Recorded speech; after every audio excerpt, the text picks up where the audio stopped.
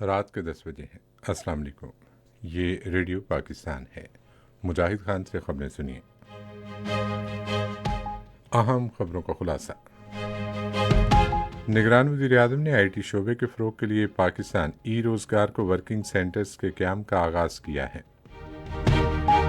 نگران وزیر اطلاعات نے کہا ہے کہ حکومت دہشت گردی اور انتہا پسندی سے نمٹنے کے اپنے عزم پر قائم ہے۔ دفتر خارجہ نے بھارت میں لوک سبھا انتخابات سے پہلے پاکستان کے خلاف نئی دلی کی جانب سے زہر آلود اور ماندانہ بیانیے شروع کرنے پر افسوس کا اظہار کیا ہے۔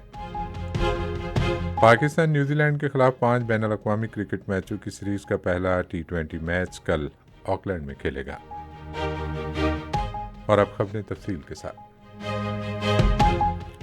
نگران وزیر اعظم انوار الحق کاکڑ نے فری لانسرز اور آئی ٹی کے شعبے کے فروغ کے لیے ملک بھر میں پاکستانی روزگار کو ورکنگ مراکز کے قیام کا آغاز کیا ہے۔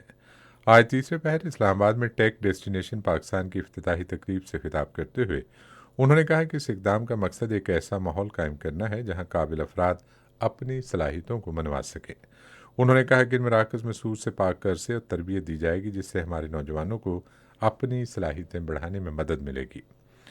وزیر اعظم نے کہا کہ پائیدار اقتصادی ترقی اور ٹیکنالوجی کے فروغ کی بھرپور صلاحیت کو تسلیم کرتے ہوئے ہماری توجہ آئی ٹی کے شعبے پر مرکوز ہے۔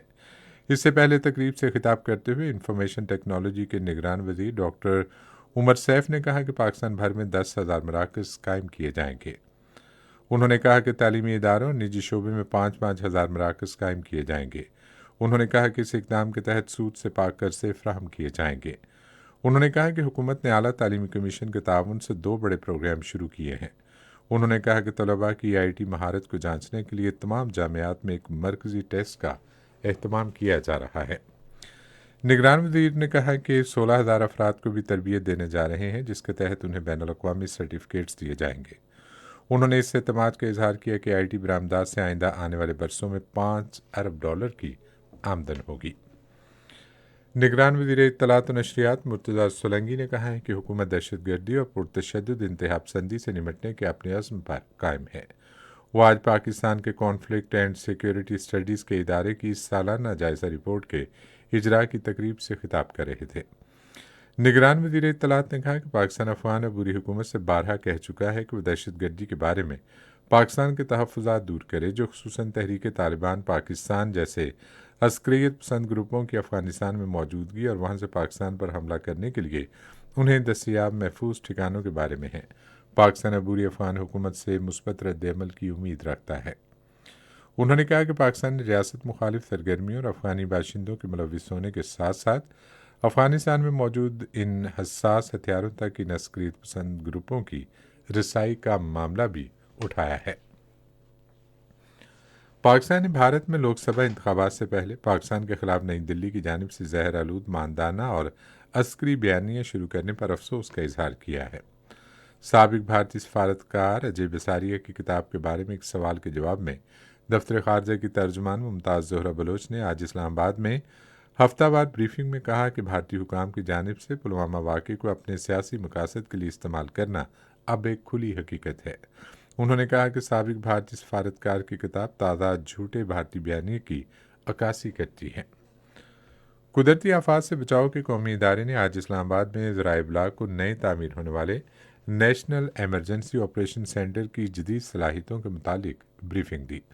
NDMA کے مطابق بریفنگ میں نیشنل ایمرجنسی آپریشن سینٹر کے فوری انتباہ کے نظام، حفاظتی تیاریوں، بین الاقوامی تحقیق اور خطرات سے مؤثر طور پر نمٹنے کے لیے ذرائع ابلاغ کے اہم فریق کے طور پر مواصلاتی شمولیت کے حوالے سے کردار پر روشنی ڈالی گئی۔